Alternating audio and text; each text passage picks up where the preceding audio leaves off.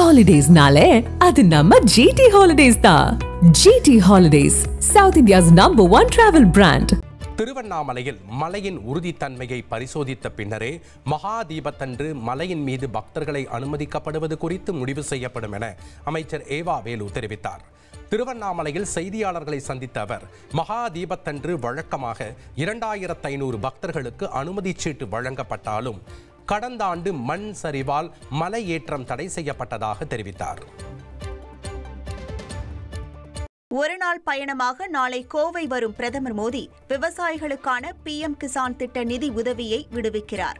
இதையொட்டி பிற்பகல் 1:30 மணியளவில் கோவையில் தென்னிந்திய இயற்கை வேளாண்மை உச்சி மாநாட்டை பிரதமர் மோடி தொடங்கி வைத்து உரையாற்றுகிறார்.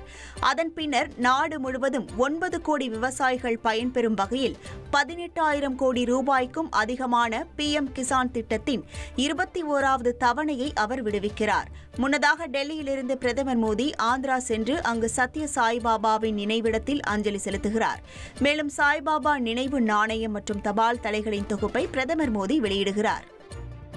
வாக்காளர் பட்டியல் சிறப்பு தீவிர திருத்த பணிகளில் ஈடுபடுபவர்கள் தங்களது பணிகளை இன்று புறக்கணித்துள்ளனர். திருவள்ளூர் வட்டாட்சியர் அலுவலகத்தில் ஊழியர்கள் யாரும் வராததால் அலுவலகம் வெறிச்சோடி காணப்பட்டது. இதனால் SIR சேவைகள் முடங்கியுள்ளன. கோவையில் 90% வருவாய்த்துறை அலுவலர்கள் பணி புறக்கணிப்பு போராட்டத்தில் ஈடுபட்டுள்ளனர். இதேபோல் கன்னியாகுமரி மாவட்டம் நாகர்கோவில் மற்றும் ஈரோட்டிலும் ஏராளமான வருவாய்த்துறை ஊழியர்கள் SIR பணிகளை புறக்கணித்துள்ளனர். Holidays-nale, adu namma GT Holidays da. GT Holidays, South India's #1 travel brand.